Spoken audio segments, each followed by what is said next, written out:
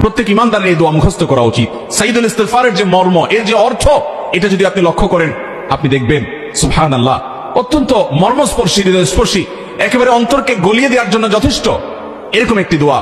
আল্লাহুম্মা আনতা রব্বি, হে আল্লাহ, আপনি আমার রব, আপনার সাথে আমার সম্পর্ক হলো আমি আপনার গোলাম, আর আপনি আমার পালনকর্তা, আপনি আমার রব, আমি এটা স্বীকারোক্তি করছি।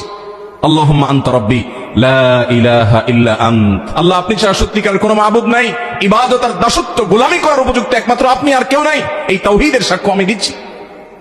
খালাকাতানি, আল্লাহ আপনি আমাকে সৃষ্টি করেছেন, আপনি আমাকে সৃষ্টি করেছেন। ওয়া আনা আবদুক, আমি আপনার গোলাম। ওয়া আনা আলা আহদিকা ওয়া ওয়া'দিকা মাসতাতা'ত, আল্লাহ আমি আপনার সঙ্গে কৃত যে ওয়াদা আছে, আমি যে সৎপথে চলার প্রতিজ্ঞা করেছি, আমি যে ঈমান এনেছি, আমি যে স্বীকারোক্তি দিয়েছি যে আপনি আমার রব, এই ওয়াদার উপর, আপনার সঙ্গে করা অঙ্গীকারের উপরে যতটুকু সম্ভব আমি থাকার চেষ্টা করেছি। তবে এটা ঠিক যে আমি যতই চেষ্টা করি না কেন, যতই আমি প্রচেষ্টা চালাই না কেন, আমার দ্বারা অনেক অপরাধ হয়ে গেছে, অনেক গুনাহ হয়ে গেছে।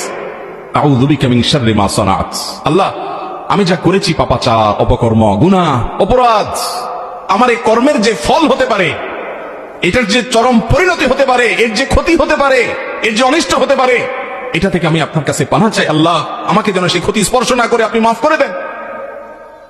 খালাকাতানি ওয়া আনা আবদুক ওয়া আনা আলা আহদিকা ওয়া ওয়া'দিকা মাসতাতা'ত আউযু বিকা মিন শাররি মা সানাত, আমি যা করেছি এর ক্ষতি থেকে আপনার থেকে পানাহ চাই। আউযু বিকা মিন শাররি মা সানাত আবুউ লাকা বিনি'মাতিকা আলাই, আল্লাহ আপনি আমার প্রতি যে নিয়ামত দিয়েছেন আমি স্বীকার করি। ওয়া আবুউ লাকা বিযামবি, নিয়ামত ভোগ করার পরেও প্রতি মুহূর্তে নিয়ামত ভোগ করে চলেছি, কত দুর্ঘটনা আমাকে পেতে পারে, কত অ্যাক্সিডেন্ট হতে পারে, এই সব থেকে আপনি রক্ষা করছেন, সব নিয়ামত আমি ভোগ করছি, স্বীকার করি। ওয়া আবুউ লাকা বিযামবি, নিয়ামত ভোগ করার পরে আবার অপরাধ করছি, সেটাও স্বীকার করি। ওয়া আবুউ লাকা বিযামবি ফাগফিরলি, অতএব আপনি আমাকে মাফ করে দিন। ফাইন্নাহু লা ইয়াগফিরুয যুনুবা ইল্লা আনত, কারণ আপনি ছাড়া আর কেউ মাফ করতে পারে না। আল্লাহুম্মা আনতা রব্বি লা ইলাহা ইল্লা আনত খালাকতানি ওয়া আনা আবদুকা ওয়া আনা আলা আহদিকা ওয়া ওয়া'দিকা মাসতাতা'ত, আমি আপনার গোলাম, আপনার অঙ্গীকারের উপরে থাকছি যতটুকু সম্ভব। ওয়া আনা আবদুকা ওয়া আনা আলা আহদিকা ওয়া ওয়া'দিকা মাসতাতা'ত আউযু বিকা মিন শাররি মা সানাত আবুউ লাকা বিনি'মাতিকা আলাই ওয়া আবুউ লাকা বিযামবি ফাগফিরলি ফাইন্নাহু লা ইয়াগফিরুয যুনুবা ইল্লা আনত। ভাইরা আমার, সাইদুল ইস্তিগফারের অর্থের দিকে যদি তাকিয়ে এর অর্থ বুঝে যদি একটু পড়েন, কাষ্ঠ হৃদয় গলে যাবে, চোখে পানি আসবে, আল্লাহ তাআলার কাছে কেমন বাক্যে ক্ষমা চাওয়া হবে।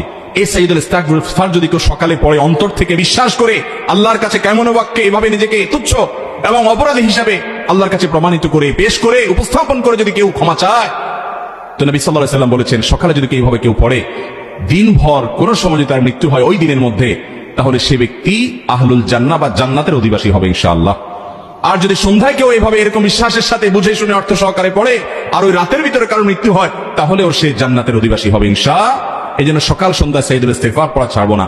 এছাড়া আরেকটা ইস্তিগফার আছে, সাইদুল ইস্তিগফার অন্য সময় পাঠ করা যায়, আরেকটা ইস্তিগফার আছে, সেটাও নবী করিম সাল্লাল্লাহু আলাইহি ওয়াসাল্লাম শিক্ষা দিয়েছেন, সেটি হলো আস্তাগফিরুল্লাহাল্লাযী লা ইলাহা ইল্লা হুয়াল হাইয়ুল কাইয়্যুম ওয়া আতুবু ইলাইহি বা আতুবু ইলাইক, যার অর্থ হলো আস্তাগফিরুল্লাহাল্লাযী লা ইলাহা ইল্লা হুয়াল হাইয়ুল কাইয়্যুম, ওই আল্লাহর কাছে ক্ষমা প্রার্থনা করছে যিনি ছাড়া সত্যিকারের কোনো মাবুদ নেই, আল হাই যিনি চিরঞ্জীব, আল কাইয়্যুম সব কিছুকে টিকিয়ে রেখেছেন তিনি, সেই মহান সত্তা, তার কাছে আমি ক্ষমা প্রার্থনা করছি।